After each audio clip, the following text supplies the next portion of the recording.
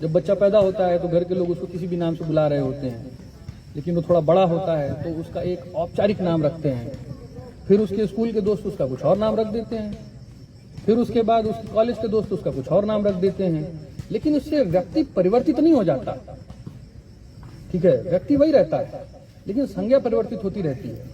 जिस वर्ग में किसी विशेष विचार को जिस संज्ञा से समझा जाता है, वो संज्ञा ही उस वर्ग के लिए रेलेवेंट है।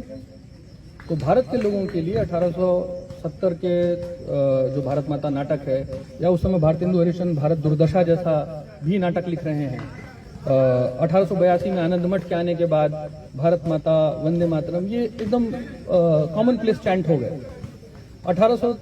1936 में बनारस में शिव प्रसाद गुप्ता जी ने तो भारत माता मंदिर बना दिया, और अभी तो देश के बहुत सारे शहरों में भारत माता मंदिर है। तो ये क्या है? ये बेसिकली आपकी प्रतिकार ग्रंथि है, आपके सामाजिक मानस की प्रतिकार ग्रंथि है, जिसने कॉलोनियल जो आपके समाज के मानस पर राज करने की जो उनकी टेंडेंसी है, उसके खिलाफ उठ करके खड़ी हो रही है। तो ये मेरा आपके प्रश्न का उत्तर है फ्रेंड्स। एक और प्रश्न था ना इसमें, अच्छा, सेकुलर फ्रेमवर्क में ये दूसरी बात सबसे पहले तो ये है कि भारत में सेकुलर का अपोजिट क्या है? कम्युनल। यूरोप में सेकुलर का अपोजिट क्या है? रिलीजियस। ये अंतर है। वहां पर क्या है, यूरोप में सेकुलरिज्म का मतलब है कि जो पब्लिक स्फेयर है उसमें रिलीजन का लोप हो जाएगा। ठीक है, रिलीजन के बारे में बात नहीं होगी, वो पब्लिक स्फेयर जो है वो सैक्रोसैंक्ट है, वहां उसका ये अर्थ है। लेकिन भारत में उसके अर्थ का विद्रूपीकरण किया गया है, उसके अर्थ में अनावश्यक राजनीतिक विकार पैदा करने का प्रयास किया गया है, जिसकी वजह से हमको ऐसा लगता है कि भारत माता का जो कॉन्सेप्ट है वो भारत माता का कॉन्सेप्ट सबको स्वीकार नहीं होगा, हमको ऐसा लगता है। और कई सारे लोग तो इसी अजम्पशन के बेसिस पे अपनी पूरी राजनीति कर लेते हैं, और कई कई वर्षों तक कर लेते हैं, सफल होते हैं, सत्ता में रहते हैं। ठीक है, लेकिन ऐसा नहीं है। धर्म और रिलीजन एक दूसरे के पर्यायवाची नहीं है, और भारत में जो सेकुलरिज्म है वो यूरोप की तरह से सैक्रोसैंक्ट सेकुलरिज्म नहीं, बल्कि पॉलिटिकल सेकुलरिज्म है। जैसे फ्रांस में लेसेते के कॉन्सेप्ट की बात होती है, लेसेते सबसे हार्डकोर सेकुलरिज्म का जो कॉन्सेप्ट है वो फ्रांस में है। फ्रांस रिकॉग्नाइज ही नहीं करता है कि व्यक्ति का रिलीजन भी होता है, तो ये मान करके चलता है कि सभी व्यक्ति फ्रेंच लोग हैं, फ्रेंच सिटीजन हैं, इसके अलावा उनकी कोई दूसरी आइडेंटिटी है ही नहीं। यहाँ तक कि वहाँ पे जब सेंसस होता है, जब जनगणना होती है, तो जनगणना में भी वो व्यक्ति से उसके धर्म वेदी आदि के विषय में नहीं पूछते हैं। लेकिन भारत में तो जनगणना में 1931 तक धर्म और जाति के विषय में पूछते थे, धर्म के विषय में तो अभी भी पूछते हैं। हमारे यहाँ हुआ ये है कि हमारे ही ज्ञान को उन्होंने अपनी भाषा में जब परिवर्तित किया, तो उनके यहाँ का जो लेंस था उसमें रिलीजन नाम का कॉन्सेप्ट था, हमारे यहाँ रिलीजन का कॉन्सेप्ट नहीं था। हमारे यहाँ तो धर्म है, तो उन्होंने क्या किया कि धर्म को ही रिलीजन समझ लिया। तो जब वो बोले कि हम सेकुलर हैं, हम आपको भी सेकुलर होना चाहिए, तो हमने बोला ठीक है, हम सेकुलर हो जाएंगे, हमारे यहाँ स्टेट का कोई रिलीजन से लेना देना नहीं रहेगा। उसको हिंदी में इन्होंने धर्मनिरपेक्ष कर दिया। गांधी जी ने भी एक बार बोला है कि जो बोलते हैं कि राजनीति पूर्णतः धर्मनिरपेक्ष होनी चाहिए, उनको न तो धर्म की समझ है न तो राजनीति की समझ है। धर्म क्या है? धर्म का मतलब ये नहीं है कि आप एक अवतारों की श्रृंखला, एक पुस्तकों की श्रृंखला या कोई एक पुस्तक में विश्वास करें और उसको अंतिम ज्ञान माने। ये रिलीजन है, धर्म नहीं। धर्म जो है वो मैंने बताया एडेप्टेशन और इम्प्रोवाइजेशन, उसके आधार पर कार्य करने वाली चीज है। आप लोगों ने भवानी मंदिर की रीडिंग की है ना, तो भवानी मंदिर की रीडिंग करने के बाद आप लोग, हो सकता है कि अरविंदो घोष का उत्तरपाड़ा स्पीच की भी रीडिंग करें। उत्तरपाड़ा स्पीच में क्या मैसेज है, अरविंदो घोष ने क्या बोला है? उन्होंने बोला है कि तुम्हारे लिए तो धर्म और राष्ट्रवाद दोनों एक ही चीज है। पूरे भारतीय समाज के लिए उन्होंने बोला है धर्म और राष्ट्रवाद दोनों एक ही चीज है, कोई परिवर्तन नहीं है। तुम्हारे यहाँ का धर्म रिलीजन नहीं है, तुम्हारे जो मूल संस्कार है उसके हिसाब से जियो, यही तुम्हारा राष्ट्रवाद है। इतना साफ शब्दों में उन्होंने इस चीज को बोल दिया है। उन्होंने बोला यही हमारा मैसेज है, यही मेरा मैसेज है। तो यही मेरा आपके प्रश्न का उत्तर है प्रिंस। गौरव जी, एक प्रश्न और छोटा रखना है। सर्वेभ्यो नमो नमः। मेरा नाम गौरव है और हम संस्कृत एवं प्राच्य विद्या अध्ययन संस्थान में तृतीय वर्ष में आयुर्वेद जीव विज्ञान के स्टूडेंट हैं। सबसे पहले तो आपका इस तेजस्वी और इतने बढ़िया वक्तव्य के लिए आपका धन्यवाद, क्योंकि इस समय की सीमाएं तो मैं छोटा सा एक बात कहना चाहते हैं। सर ने अभी जो हार्मनी की बात की थी, हमारा जो आयुर्वेद है इसी तीसरे वाले जो चिंतन है कि हमारे समाज को भी हार्मनी रहना चाहिए नेचर का, इसी हार्मनी के कारण से ही आयुर्वेद का जो है ये सृजन हुआ था, जिसमें हम लोग दिनचर्या ऋतुचर्या की बात करते हैं, कैसे हम लोग हार्मनी से सीजन के साथ में और डेली रेजिमेंट के साथ में रहते हैं। और अब हम आते हैं अपने प्रश्न पे। हमारा ये प्रश्न है कि जैसे हम राष्ट्र चित्ती की जो आपने बात बताई, राष्ट्र चेतना की जो बात बताई, हमारा ये उससे प्रश्न है कि हमारे देश में जो अलग अलग क्षेत्र जो बटे हुए हैं, उन 36 विविधता के आधार पर इस राष्ट्र चित्ती के बारे में अलग अलग रीजनल लिटरेचर में क्या लिखा गया है। और हमारा इसी से रिलेटेड एक और जो प्रश्न है कि अगर भाषा का एक बहुत इंपॉर्टेंट रोल है राष्ट्र चित्ती जागरण में या राष्ट्र चित्ती में, जैसे हिब्रू का आपने जिक्र किया था, तो हमारे देश की जब बात करते हैं in the context of India, हमारे किस भाषा को हम लोग प्रायोरिटी देंगे और हम इसे कैसे आगे राष्ट्र चित्ती पुनर्जागरण में कौन सी भाषा लेकर के चलेंगे? धन्यवाद। दूसरे प्रश्न से शुरू करता हूँ। दूसरा प्रश्न आपने ये बोला कि भाषा का प्रश्न। तो सबसे पहली बात आपने मुझसे पूछा था कि विभिन्न जो हमारी स्वदेशी भाषाएं हैं उसमें किस तरीके का लिटरेचर है। तो देखिए भाई, मैं तो केवल 2 ही भाषा जानता हूँ, एक हिंदी जानता हूँ और अंग्रेजी इसलिए जानता हूँ क्योंकि पढ़ना लिखना था और हिंदी में पढ़ने लिखने की उतनी जो थी वो छूट नहीं थी। इस तरह की यूनिवर्सिटी में आता नहीं, अगर हिंदी में एंट्रेंस की कॉपी लिखता तो CPS में तो एडमिशन ही नहीं होता, तो अंग्रेजी भी पढ़ा। ये दोनों भाषा में जानता हूँ। तो इन दोनों भाषा में जो उपलब्ध सामग्री मुझे मिली उसके आधार पर मैंने पढ़ा, तो मैंने देखा कि जो राष्ट्र के प्रति प्रेम है उसको अभिव्यक्त करने के लिए समय समय पर विभिन्न भाषाओं ने अलग अलग संज्ञाओं का निर्माण किया है। जैसे बांग्ला लिटरेचर के बारे में थोड़ा सा मैं ज़्यादा बात कर सकता हूँ। तो बंकिम चंद्र चट्टोपाध्याय ने, या जिसको नेशनलिज्म का क्रिटिक बोला जाता है कई बार, रविन्द्रनाथ टैगोर ने, इन्होंने भी देशाभिमान, देश प्रीति, इस तरीके के शब्दों का, स्वदेश प्रीति, इस तरीके के शब्दों का प्रयोग किया है। ये सभी शब्द जो हैं, तो जिसको आप राष्ट्रवाद बोल रहे हैं ना, ये राष्ट्रवाद के ही अर्थ के लिए इन सभी शब्दों का प्रयोग हुआ है। काफी पहले के समय में तमिल भाषा में कुरल लिखे गए, कुरल ग्रंथ लिखे गए, तिरुकुरल भाषण, तिरु मतलब कि श्री और कुरल यानी कि उनका जो ग्रंथ का जो नाम है। तो उसका क्या उद्देश्य था? तिरुकुरल क्यों लिखा गया था? तिरुकुरल लिखा गया था कि समाज को एक सूत्र में बांधने के लिए किस प्रकार की राजनीति और किस प्रकार की अर्थव्यवस्था होनी चाहिए, किस प्रकार की नीति होनी चाहिए, इसके बारे में लिखा गया था। उसमें बार बार आपके संस्कृत उत्पत्ति के राष्ट्र शब्द का प्रयोग हुआ है। तमिल, सुदूर दक्षिण, वहां पर यह हो रहा है। शिवाजी के समय में जब मराठा शासनकाल का दौर था, उस समय तो पूरा का पूरा जिसको हम वोकेबुलरी बोलते हैं, वो पूरी की पूरी वोकेबुलरी का फारसीकरण हो गया था। उनके समय में उसके खिलाफ भाषा के स्तर पर प्रतिकार हुआ, अनेक शब्दों को परिवर्तित कर दिया गया। जो बहुत सारे ऐसे शब्द जो आज हम आज हम प्रयोग करते हैं, जैसे हम दूरदर्शन शब्द का प्रयोग करते हैं टेलीविजन के लिए। क्या आपको मालूम है कि दूरदर्शन शब्द का सबसे पहली बार प्रयोग किसने किया था? शिवाजी मत बोल दीजिएगा, सावरकर ने किया था दूरदर्शन शब्द का प्रयोग। उन्होंने देखा कि ये भाषा के स्तर पर जो इंपोर्ट हमारे ऊपर लादा जा रहा है, जो सुपर इम्पोजिशन हमारे ऊपर हो रहा है, ये तो 1-2 पीढ़ी के बाद हम लोग को ऐसी स्थिति में पहुंचा देगा जिस स्थिति में आज का बॉलीवुड पहुंच गया है।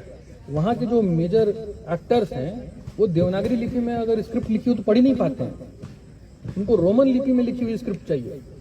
आप लोगों ने देखा होगा, नवाजुद्दीन सिद्दीकी ने थोड़े दिन पहले ये एक्सपोजर किया कि पढ़ ही नहीं पाते हैं वो लोग, और वो देवनागरी लिपि में नहीं पढ़ पाता है। अब ये चीज़ बताइए कि नवाजुद्दीन सिद्दीकी जो है वो हिंदीवादी, हिंदूवादी इस श्रेणी में रखा जा सकता है क्या?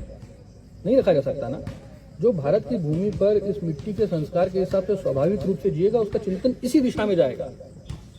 तो उसी चिंतन के हिसाब से हमको जीने की आवश्यकता है, उसी चिंतन के हिसाब से हमको पढ़ने की और चर्चा करने की आवश्यकता है। एक और प्रश्न था ना आपका जो छूट गया, आप बता दीजिए एक बार। हमारा प्रश्न था कि जब हम लोग भाषा की बात करते हैं, राष्ट्रीय चित्ती पुनर्जागरण की बात करते हैं, तो हम हिंदुस्तान के कॉन्टेक्स्ट में किसको लेकर के चलें? देखिए क्या है कि आपकी सभी भाषाओं का स्रोत तो एक ही है।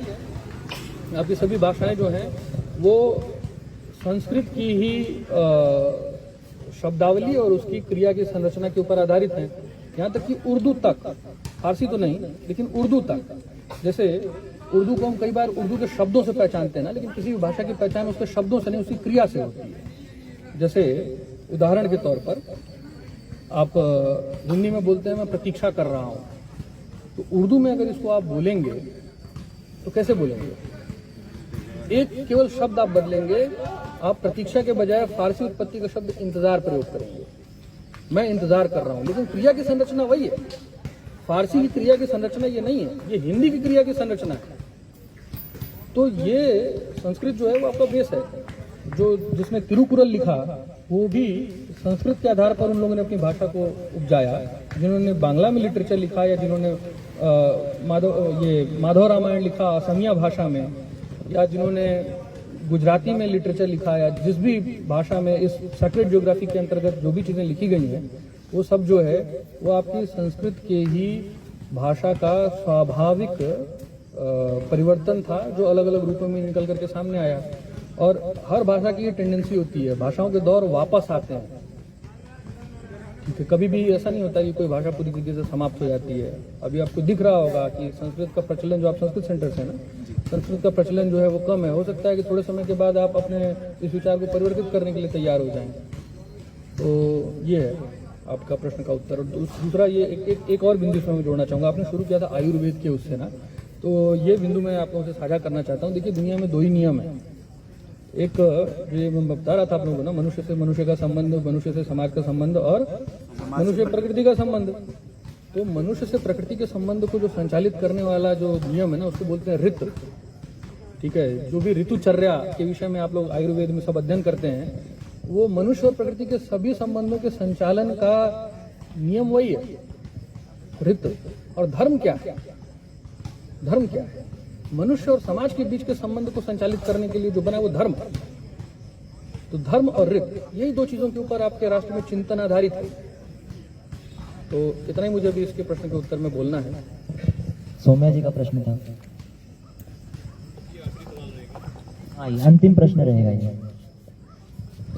जैसे कि एंथ्रोपोसेंट्रिक बायसनेस होने की वजह से ही आज हम देख रहे हैं कि हमारे इन्वायरमेंट में क्लाइमेट चेंज, ग्लोबल वार्मिंग हो रहा है। तो कैसे हम, जैसे भारत माता को माता बोलते हैं, वैसे हम लोग मदर अर्थ का कॉन्सेप्ट ग्लोबल लेवल पे प्रोपगेट कर सके, ताकि ये जो ग्लोबल वार्मिंग, क्लाइमेट चेंज है, ये हम रोक सकते हैं। How can we be the propagator of that?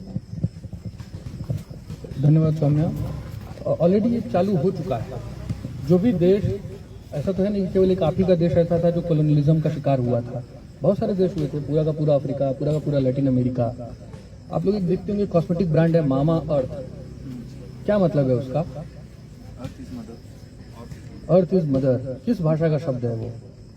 Latin उत्पत्ति का शब्द है। लैटिन अमेरिका के देशों में इस समय अपनी जड़ों तक वापस जाने की एक संवेदनशीलता दिखाई दे रही है। उसके लिए वो लोग प्रयास करते हुए भी दिखाई दे रहे हैं।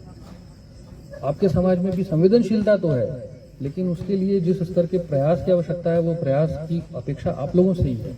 तो ये चालू हो चुका है। यूरोसेंट्रिक नोशन एनवायरनमेंट और इंडिविजुअल के बीच के संबंधों को जो डिफाइन करने के लिए पोस्ट रेनेसां पीरियड में लिया गया, और उसको कॉलोनियल और एम्पिरिकल ड्यूरेशन के इम्पैक्ट की वजह से यूनिवर्सल मान लिया गया। अब उसके खिलाफ प्रतिकार हो रहा है। उसके खिलाफ बौद्धिक स्तर पर तो लैटिन अमेरिका के देशों की यूनिवर्सिटियों से बहुत अच्छे अच्छे पेपर निकल रहे हैं।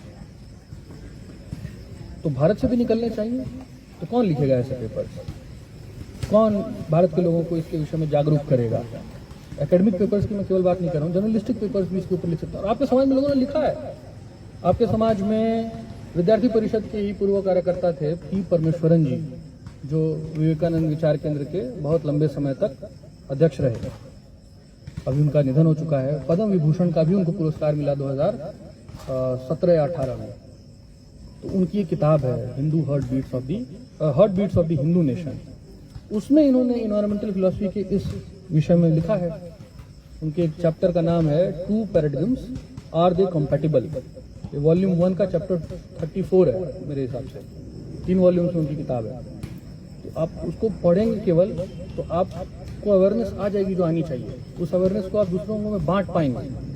यही मैं कह रहा हूँ कि आपकी पीढ़ी को बहुत ज़्यादा रिसर्च नहीं करना है। एक छोटा सा ही गैप है 80-100 साल का। इस गैप के उस पार जाकर के जो चीजें लिखी गई हैं उनको केवल पढ़ना है, रिसर्च भी नहीं है वो। You have to simply read it and write it for your generation, that's it. तो इस कार्यक्रम को, इस चर्चा को समाप्ति की ओर ले जाते हुए मैं ये बात रखना चाहूंगा वाल्मीकि स्टडी सर्कल की ओर से कि भवानी मंदिर वाले पैम्फलेट में भी कुछ जब श्री अरविंदो भारत माता का स्वरूप बताते हैं तो वह कहते हैं कि भारत माता भवानी भारती है, वह शक्ति का रूप है और वह शक्ति का रूप सभी भारतीयों की शक्ति से मिलके बनता है। तो वही मेरे को लगता है भाई साहब ने पूरा एक तरह से विषय रखा कि वो भारतीयों की शक्ति से मिलकर भी बनता है और वो भारतीयों की शक्ति आध्यात्मिक शक्ति है जो कहीं ना कहीं रित से, धर्म से जुड़ी हुई है और वो तभी जागृत होगी जब तामसिकता को त्याग के हम, जैसे उन्होंने बोला, सात्विक जीवन की ओर इस ओर पे जो है हम बढ़ेंगे। और 80 साल पुराना, जैसे उन्होंने बात कहा, इसके ऊपर बहुत रिसर्च हो चुकी है। यदि हम उन्हीं चीजों को पढ़ेंगे, यदि हम उन्हीं लेखकों को पढ़ेंगे तो हम उस स्तर पे पहुंच सकते हैं कि हम अपनी भाषा में, अपने मुहावरों में, अपनी लिपि में उस चर्चा को खड़ी कर सकें।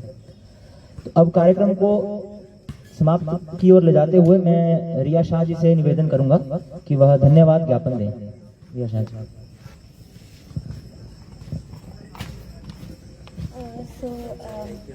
As we are coming towards the end of this enlightening discussion, I'd like to formally propose a word of thanks.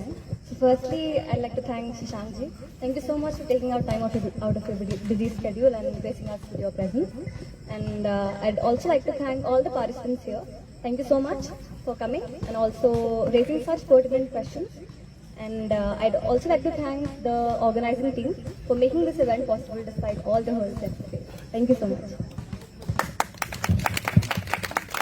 तो कार्यक्रम अब समाप्त होता है पर चर्चा यहीं से शुरू होती है और हमारा सभी से यह निवेदन, तो क्या पर एक हम ऐसा लगता है कि ऐसा होगा ही कि अब कैंपस में एक चर्चा शुरू होगी इस विषय पे और इसी कड़ी में और भी कार्यक्रम हम आगे कराएंगे और भी चर्चाएं हम आगे कराएंगे। आप हमसे जुड़े, हमसे बात करें, हमारे कार्यक्रमों में आए, हमें यदि कोई कमियां हैं हमें वो बताएं, मार्गदर्शन करें, ऐसी हमारी आशा रहेगी।